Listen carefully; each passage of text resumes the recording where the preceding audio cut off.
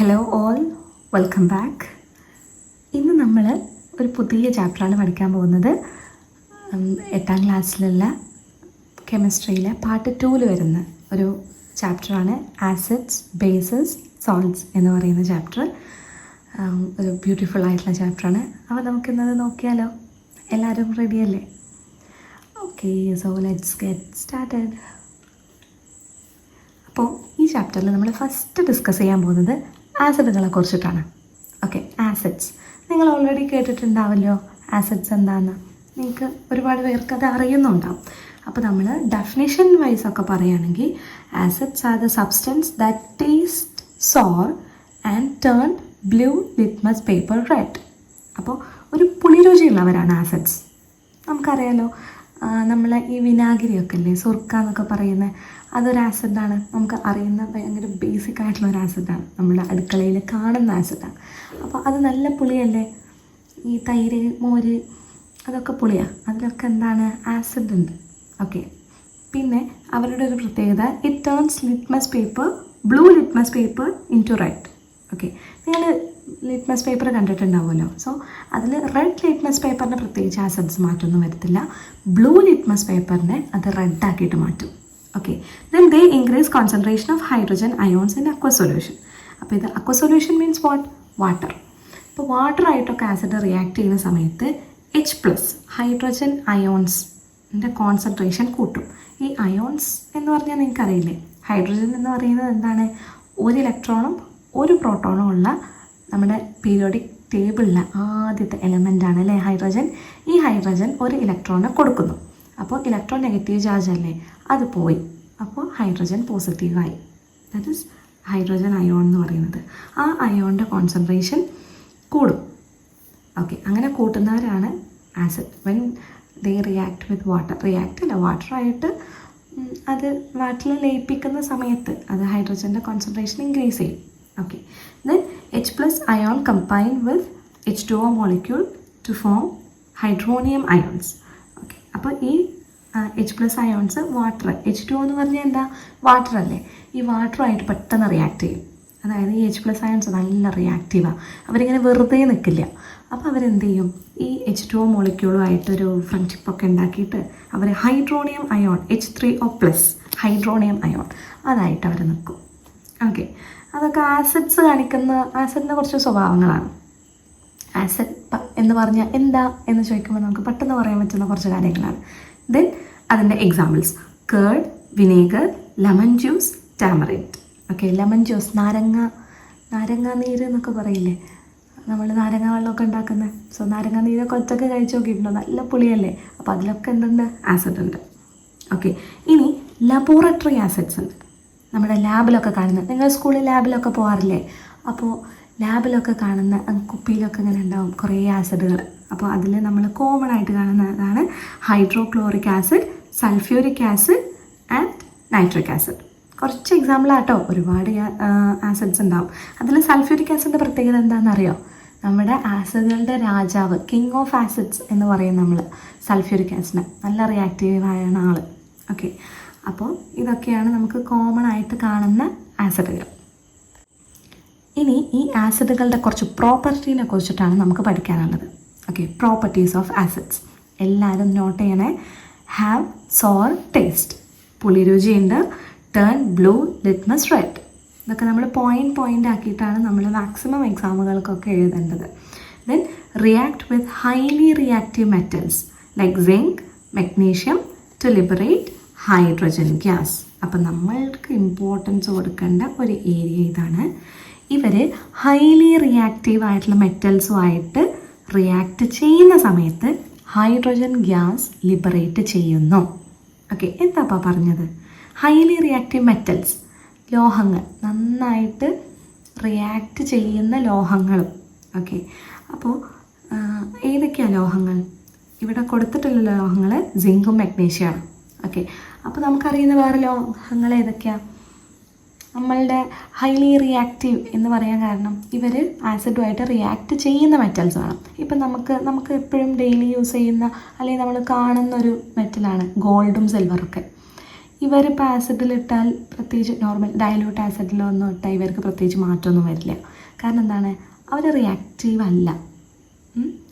അപ്പോൾ ഈ gold സിൽവറൊന്നും reacting metals അല്ല. പിന്നെ സോഡിയം പൊട്ടാഷ്യം എന്നൊക്കെ പറയുന്ന കുറച്ച് മെറ്റൽസ് ഉണ്ട് നമ്മുടെ എസ് ബ്ലോക്കിൽ, പീരിയോഡിക് ടേബിളിലെ കുറച്ച് വരുന്ന ഫസ്റ്റത്തെ ഗ്രൂപ്പിലും. അവരൊക്കെ ഭയങ്കര റിയാക്റ്റീവാണ്. സോഡിയമൊക്കെ വെള്ളത്തിലിടുകയാണെങ്കിൽ അതിങ്ങോട്ട് പൊട്ടിത്തെറിക്കും. ഭയങ്കര ഹൈലി റിയാക്റ്റീവാണ്. അപ്പോൾ അവരൊക്കെ എന്തായാലും അത് പിന്നെ അങ്ങനെ വെച്ചുകൊണ്ടിരിക്കാൻ പറ്റില്ല. നമ്മുടെ എയറിൽ എക്സ്പോസ് ആയാൽ തന്നെ വാട്ടർ ഒരു തുള്ളി കണ്ടാൽ തന്നെ അവർ റിയാക്ട് ചെയ്യും. ഇത് സോഡിയത്തിനേക്കാളും കുറച്ച് റിയാക്റ്റീവ് കുറവുള്ളവരാണ് ഈ സിങ്കും മെഗ്നീഷ്യം ഒക്കെ കേട്ടോ. അപ്പോൾ സിങ്കും മെഗ്നീഷ്യം എല്ലാം നല്ല റിയാക്റ്റീവായിട്ടുള്ള മെറ്റൽസാണ്. ഭയങ്കര വിഗറസ്ലി റിയാക്ട് ചെയ്യില്ല. ഇപ്പോൾ സോഡിയം പൊട്ടാഷ്യം പോലുള്ള മെറ്റൽസിനെ നമ്മൾ the vigorously react with water എന്നൊക്കെ പറയാം. അവർ വാട്ടറായിട്ട് തന്നെ ഭയങ്കരമായിട്ട് റിയാക്ട് ചെയ്യും. ഓക്കെ, സോ നമുക്കിവിടെ നോക്കാനുള്ളത് സിങ്കും മെഗ്നീഷ്യമാണ്. So zinc when react with hydrochloric ആസിഡുമായിട്ട് റിയാക്ട് ചെയ്യുന്ന സമയത്ത് ZnCl2 + H2 സിങ്ക് ക്ലോറൈഡ് എന്ന വായിക്കുക, ZnCl2. ഓക്കെ, അപ്പോൾ ഇവിടെ ഉണ്ടാകുന്ന ഗ്യാസ് എന്താ, ഇവിടെ കോമൺ എന്താ, മെഗ്നീഷ്യം ഹൈഡ്രോക്ലോറിക് ആസിഡുമായിട്ട് റിയാക്ട് ചെയ്തപ്പോൾ മെഗ്നീഷ്യം ക്ലോറൈഡും ഹൈഡ്രജൻ ഗ്യാസ് ഉണ്ടായി. അപ്പോൾ ഇവിടെയൊക്കെ കോമൺ ആരാണ്, ഹൈഡ്രജൻ ഗ്യാസാണ്. Hydrogen gas. അപ്പോൾ ഹൈഡ്രജൻ ഗ്യാസ് ഉണ്ടായതെന്ന് നമുക്കെങ്ങനെയാണ് മനസ്സിലാവുക? ഓക്കെ, അതും വേണമല്ലോ. ഈ ഗ്യാസൊക്കെ നമുക്ക് കണ്ണുകൊണ്ട് കാണാൻ പറ്റില്ലല്ലോ, കളർ ചേഞ്ച് ഒന്നും ഉണ്ടാവില്ല, കളേർഡ് ഗ്യാസസ് ഒന്നും. അല്ലെങ്കിൽ നമുക്ക് ഹൈഡ്രജനാണ് ഉണ്ടായതെന്ന് എങ്ങനെയാണ് നമുക്ക് മനസ്സിലാക്കാൻ പറ്റുക? അതിനൊരു വഴിയുണ്ട്. Okay, when metal react with dilute H2SO4 എന്ന് പറഞ്ഞാൽ സൾഫ്യൂരിക് ആസിഡ്, ഡൈല്യൂട്ട് HCl എന്ന് പറഞ്ഞാൽ ഹൈഡ്രോക്ലോറിക് ആസിഡ്. അങ്ങനെ ഏതെങ്കിലും ഒരു ആസിഡൊക്കെ ആയിട്ട് ഇവർ റിയാക്ട് ചെയ്യുന്ന സമയത്ത് a burning match stick is brought near this gas, it produce a pop sound indicating presence of hydrogen gas.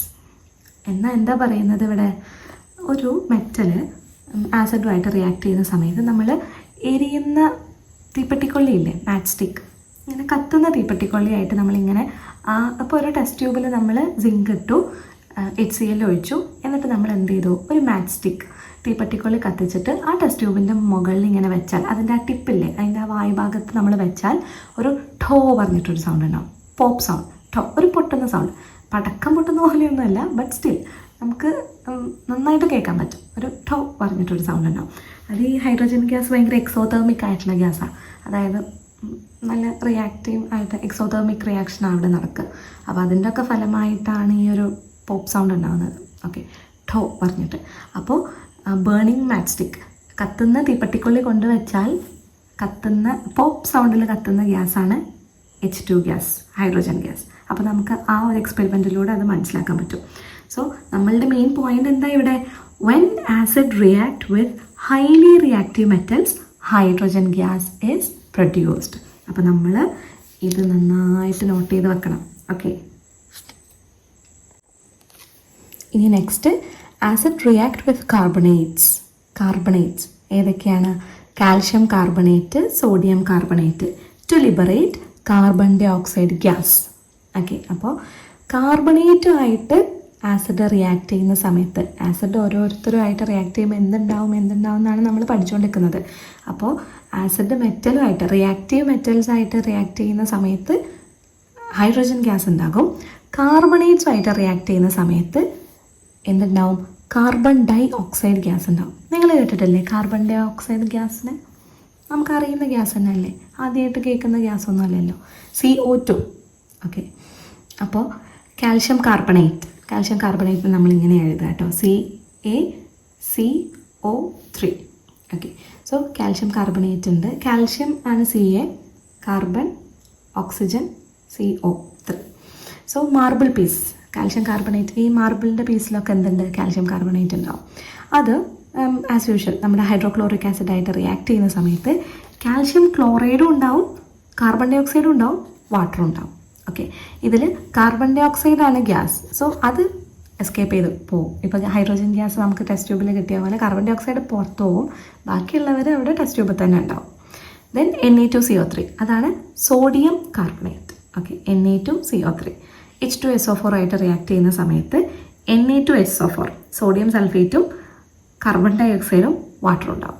Okay, ഇപ്പോൾ ഹൈഡ്രജൻ ഗ്യാസിനെ നമ്മൾ കണ്ടുപിടിച്ച പോലെ കാർബൺ ഡൈ ഓക്സൈഡ് ഗ്യാസാണ് ഉണ്ടായതെന്ന് നമുക്ക് കൺഫേം ചെയ്യണ്ടേ?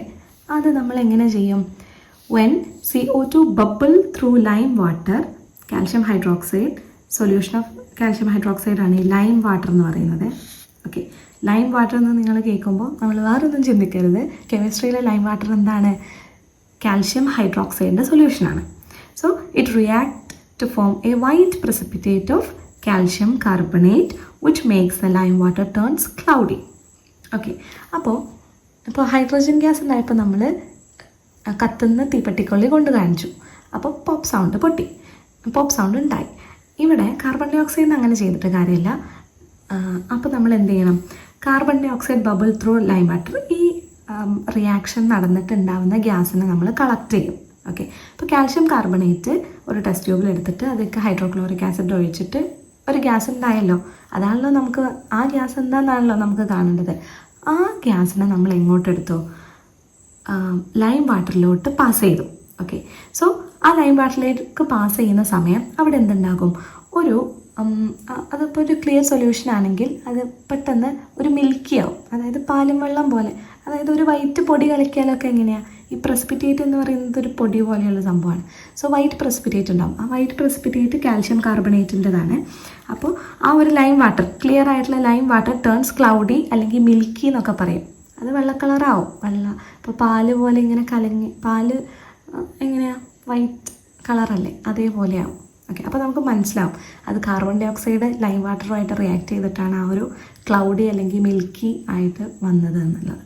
ഓക്കെ, അപ്പോൾ നമുക്കിവിടെ എടുക്കാനുള്ള പോയിന്റ് എന്താണ്? When acids react with carbonates, carbon dioxide gas is liberated. അതാണ് നമ്മളുടെ പോയിന്റ്. ഓക്കെ, അപ്പോൾ ആസിഡിൻ്റെ ഒരു മെയിൻ എലമെൻറ്റ് അല്ലെങ്കിൽ എല്ലാ ആസിഡിലും കാണുന്ന കോമൺ ആയിട്ടുള്ള ഒരു എലമെൻറ്റ് എന്ന് പറയുന്നത് ആരാണ്? ഹൈഡ്രജനാണ്. ഓക്കെ, അപ്പോൾ ഈ ഹൈഡ്രജൻ വാട്ടറിലുമായിട്ട് എങ്ങനെയാണ് റിയാക്ട് ചെയ്യുക? ഓക്കെ, നമ്മൾ ഫസ്റ്റിൽ അതിനെ പറ്റിയിട്ടൊന്ന് സൂചിപ്പിച്ചിരുന്നു, ionisation of acids in water. അപ്പോൾ when acids dissolves in water they liberate hydrogen ions formed from hydrogen. Miss പറഞ്ഞില്ലായിരുന്നോ ഹൈഡ്രജൻ അയൺ എങ്ങനെയാണ് ഉണ്ടാവുക? ഒരു ഇലക്ട്രോണിനെ ലീവ് ചെയ്തു, അപ്പോൾ H+ ആയി എന്നൊക്കെ. ആ ഒരു ഹൈഡ്രജൻ അയോണാണ് അവിടെ ഉണ്ടാവുക. ഓക്കെ, സോ നമുക്കൊരു എക്സാമ്പിൾ നോക്കിയാലോ? HCl എന്തായി? HCl വാട്ടറിൽ അക്വ സൊല്യൂഷൻ എന്നൊക്കെ പറഞ്ഞാൽ നമുക്ക് മനസ്സിലാവണം കേട്ടോ. അത് വാട്ടർ സോൾവെൻ്റ് ആവുന്ന സമയത്താണ് നമ്മൾ അക്വ സൊല്യൂഷൻ എന്ന് പറയുക. സോ HCl H+ഉം Cl- ആയിട്ട് മാറി. Okay, hydrochloric acid. ഇനി സൾഫ്യൂരിക് ആസിഡ് ആണെങ്കിലോ? Sulphuric acid gives 2H+ + SO4 -. Carbonic acid H2CO3 നമ്മൾ കാർബോണിക് ആസിഡ് എന്നാണ് പറയുക. കാർബോണിക് ആസിഡ് 2 ഹൈഡ്രോജനും ഒരു CO3 തന്നു. Then H3PO4 gives 3H++ PO4 3-. ഈ H3PO4 എന്ന് പറഞ്ഞാൽ ഫോസ്ഫോറിക് ആസിഡാണ്. അപ്പോൾ ഇവിടെ നിന്ന് നമുക്ക് എന്ത് മനസ്സിലായി? Acids are substance that can increase the concentration of hydrogen ions in aqua solution. അപ്പോൾ ആസിഡുകൾ അക്വ സൊല്യൂഷനിൽ H+ൻ്റെ കോൺസെൻട്രേഷൻ കൂട്ടുന്നവരാണ്.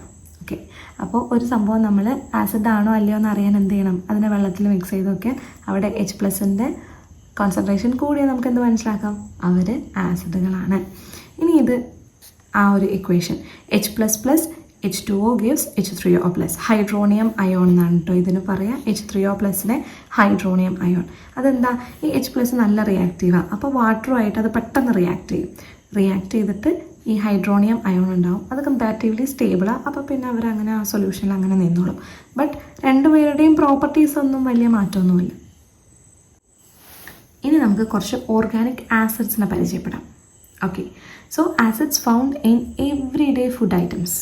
നമ്മൾ നോർമലായിട്ട് കാണുന്ന ഫുഡിലുള്ള കുറച്ച് ആസിഡുകളെ പരിചയപ്പെടുത്തി തരാം. First one lemon juice. Lemon ജ്യൂസിലുള്ള ആസിഡ് ഇസ് സിട്രിക് ആസിഡ്.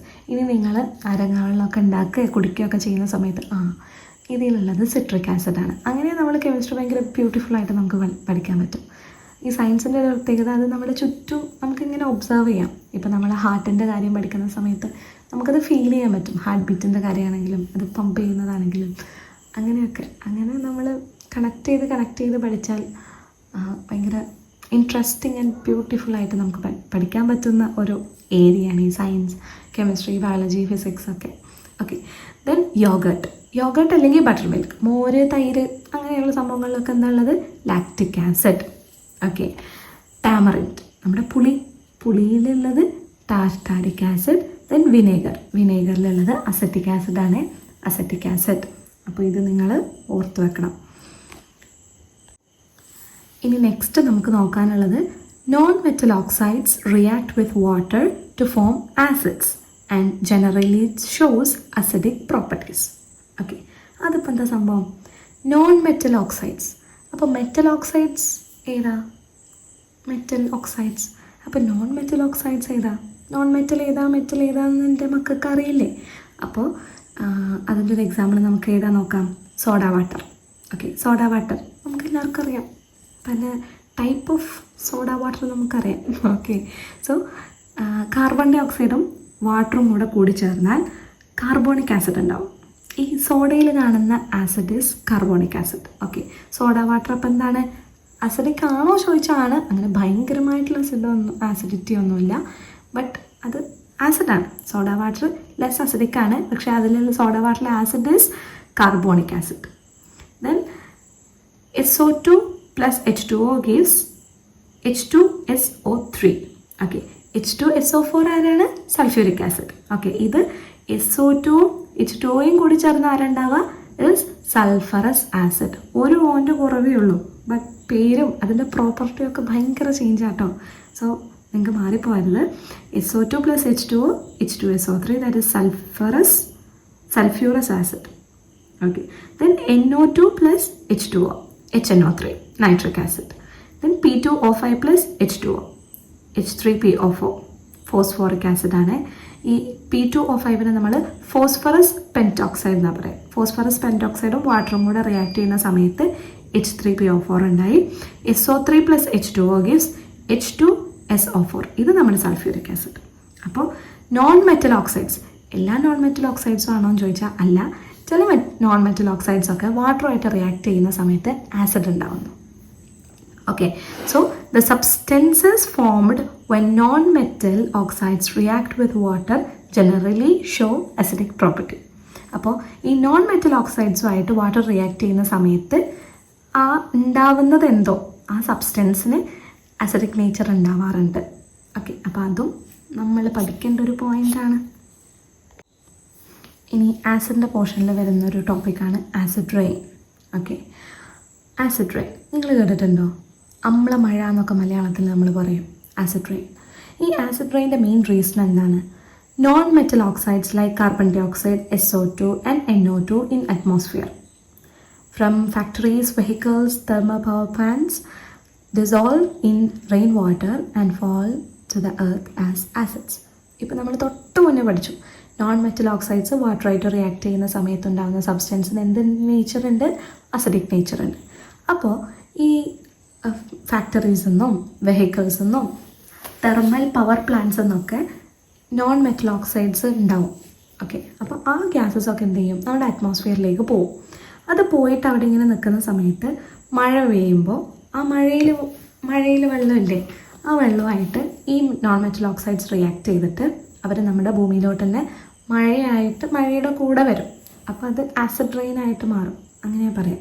ഇതിൻ്റെ വലിയൊരു പ്രശ്നം എന്താണെന്ന് വെച്ചാൽ അത് നമ്മുടെ പ്ലാന്റ്സിൻ്റെ ലീവ്സിനെയും ഒക്കെ കേടുവരുത്തും. പ്ലാന്റ്സിൻ്റെ ലീവ്സിൽ വെച്ചിട്ടാണല്ലോ നമുക്ക് ഫോട്ടോസിന്തസിസ് ഉണ്ടാകുന്നത്. ഫോട്ടോസിന്തസിസിൻ്റെ ഇമ്പോർട്ടൻസ് മിസ് പറഞ്ഞു തരണോ? അത് നിങ്ങൾക്ക് ഓൾറെഡി അറിയുന്ന സംഭവമല്ലേ. നമുക്ക് ഓക്സിജൻ തരുന്നു, മരങ്ങൾ അവർക്ക് വേണ്ട ഫുഡ് പ്രിപ്പയർ ചെയ്യുന്നത് ത്രൂ ഫോട്ടോസിന്തസിസ് ആണ്. അപ്പോൾ ഇത്രയും ഇമ്പോർട്ടൻ്റ് ആയിട്ടുള്ള ഫോട്ടോസിന്തസിസിനൊക്കെ പ്രശ്നം വരും. ഇലകൾ കേട് വന്നാൽ പിന്നെ ആ മരം പോയില്ലേ. Then increase acidity of water sources leading to death of fish and coral reefs. ഈ അണ്ടർ വാട്ടർ എക്കോസിസ്റ്റം ഒക്കെ അല്ലേ, എന്താണ് വെള്ളത്തിൻ്റെ അടിയിൽ കാണുന്ന ഒരുപാട് ജീവികളുണ്ട്. അവിടെ ഒരു എക്കോസിസ്റ്റം തന്നെയുണ്ട്. അവരുടെ ലോകത്തും അവിടെയും പ്രശ്നങ്ങളാകും. ഫിഷസിന് പ്രശ്നങ്ങളാകും, അവരുടെ ലൈഫിന് ത്രട്ടനാവും. പിന്നെ വെള്ളത്തിൽ അസിഡിറ്റിൻ്റെ കൂടിയാൽ നോർമലി എന്തൊക്കെ പ്രശ്നങ്ങളുണ്ടാകും അതൊക്കെ ഉണ്ടാവും.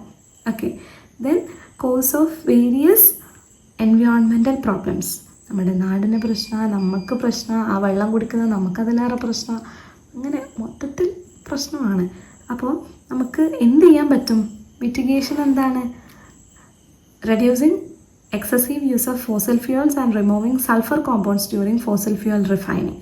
നമുക്ക് ഫോസിൽ ഫ്യൂവൽ റിഫൈൻ ചെയ്യുന്ന സമയത്ത് സൾഫർ കോമ്പൗണ്ട്സിനൊക്കെ ഒഴിവാക്കാം. എന്നാൽ പിന്നെ SO2 ഒന്നും ഉണ്ടാവില്ലല്ലോ കൂടുതലായിട്ട്. പിന്നെ ഫോസിൽ ഫ്യൂവൽസിൻ്റെ എക്സസീവ് യൂസസ് കുറക്കാം.